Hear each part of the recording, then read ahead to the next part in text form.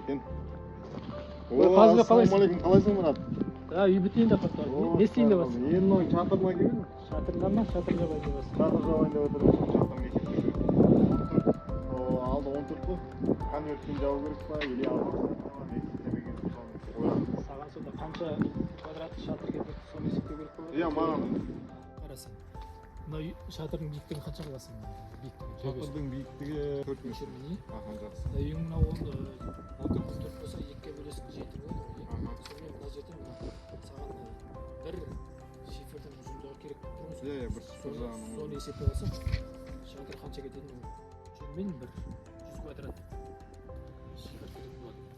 Міне математика өмірге қажет. Жақсы, түсінікті. Рахмет.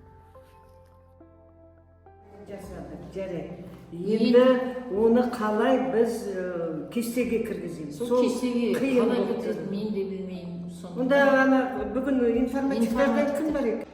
Может, біреуіне барып жасатқызып алайық? Сұрастырып көрейік. Сұрастырып, мен онда барып біліп келейін. Біліп беріңіз сіз. Кестеге кіргіземіз. Таблица ма? Таблица. Кесте дейін ма, таблица дейін ма? Соны білмей тұрмыз. Кімді айзанды алып келдің? Қазайжан бізге жасап келді. Білмеген өйден. Бағандарынан кеңірді,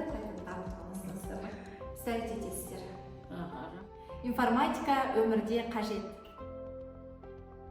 Апай, қазіргі таңда жер сілкінісі өте бір ауқымды мәселенің бірі болып табылады. Сондықтан бізде көптеген елдер жер үйлерде тұруға асығып, осындай көп қабатты үйлер көп алынбай жатыр. Енді осындай жанымызда тұрған көп қабатты үйлерде тұру қаншалықты қауіпті және де қауіпті емес? Гауһар, еш уайымдамасаң да болады.